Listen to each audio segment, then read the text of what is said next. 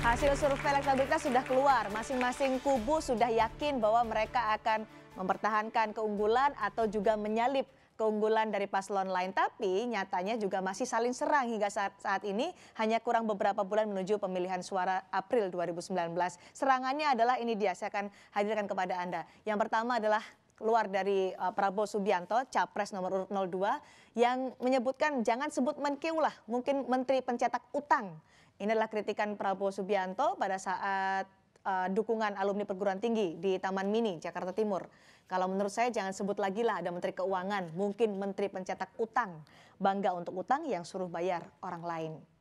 Serangan dari kubu yang sebaliknya adalah ketika tim kampanye nasional Jokowi Maruf menyatakan penokohan Prabowo pemimpin kuat jelas dipaksakan. Ini dari Bang Aceh Hasan Syadzili. Yang memimpin dengan hati dan selalu ada di hati rakyat. Sedangkan menokohkan Prabowo sebagai pemimpin kuat jelas dipaksakan karena tidak pernah ada di hati rakyat. Ibaratnya barang imitasi yang terlalu dipaksakan, ini kata Aceh Hasan.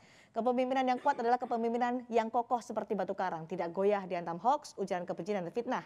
Karena dia ditopang oleh rakyat, bukan didorong oleh ambisi untuk berkuasa.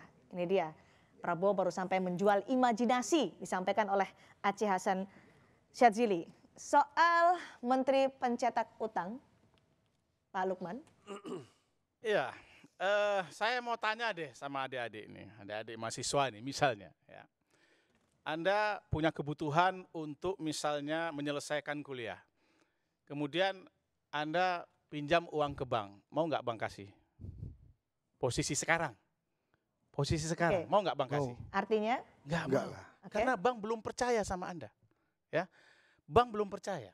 Nah, kemudian kita bangsa Indonesia ini mendapatkan predikat dipercaya oleh dunia internasional dan para investor-investor untuk mereka menanamkan investasinya. Karena apa?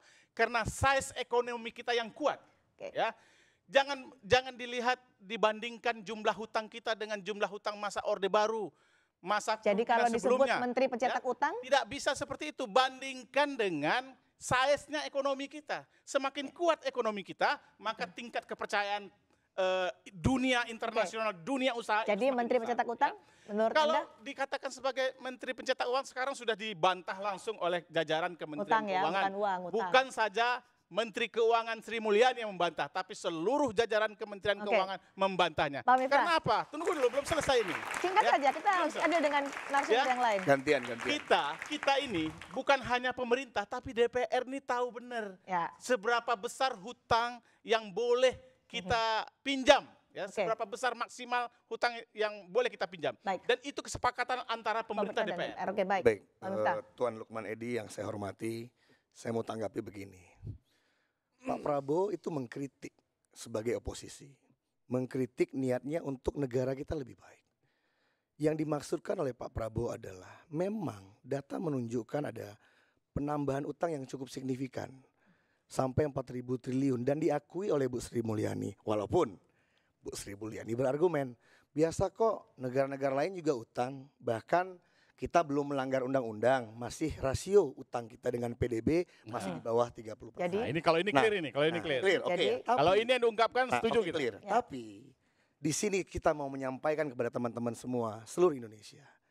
Negara-negara yang disebut oleh Bu Sri Mulyani itu, Jepang, Korea, Amerika itu, dia berhutang kepada rakyatnya sendiri. Uang itu pemerintah berhutang kepada rakyatnya sendiri. Sementara 40% dari hutang kita, denominasinya itu dalam bentuk kurs asing, dan itu berhutang kepada lembaga-lembaga keuangan internasional. Sehingga apa? Ini akan menyebabkan setiap generasi yang lahir, kalau hutang ditambah terus itulah dia, memberi beban kepada masa depan dengan memberi hutang. Ya, kan susah ya menjelaskan soal kompleks, soal utang ini dalam 30 detik yang Anda kasih. Tapi secara sederhana kita bicara sederhana aja. Orang butuh utang, ya, karena apa? Untuk mempercepat. Tetapi utang tidak akan diberikan kalau Anda tidak punya kapasitas bayar. Ya, tidak ada satu perusahaan pun di dunia, tidak ada satu negara pun di dunia yang tidak melakukan utang. Rambu-rambunya ada, rambu-rambunya undang-undang, rambu-rambunya kesepakatan di antara pemangku kepentingan DPR, eksekutif. Jadi soal utang ini menurut saya terlalu didramatisir, ya luar biasa, ya seolah-olah negara ini seperti seorang rakyat biasa nggak punya apa-apa terus ngutang. Jadi nanti soal disita negara. pernyataan dari Prabowo Ini Subianto adalah- dalam satu kalimat apa yang Anda ingin sampaikan? Itu benar-benar pemutarbalikan fakta, penyesatan. Memutarkan menurut saya. fakta dan penyesatan. Iya, Pak jadi Nasir. kadang orang salah memahami apa yang disampaikan oleh Prabowo. Memang dalam beberapa pernyataannya sering sekali orang kemudian keliru menyikapinya. Tapi Soal beliau juga misalnya sering salah dan keliru, Pak. soalnya Indonesia akan punah, kemudian korupsi di stadium 4, dan terakhir adalah Menteri Pencetak Utang. Utang. Nah, sebenarnya ada perbedaan antara Kementerian Keuangan dengan Menteri Keuangan itu sendiri, dan itu diatur sebenarnya. Jadi apa sebenarnya yang ingin disampaikan oleh Prabowo Subianto pada saat itu? Begini, menurut Anda? kita lihat posisi utang kita, ya. Kalau kita lihat posisi utang kita hari ini udah sangat mengkhawatirkan sebenarnya, ya.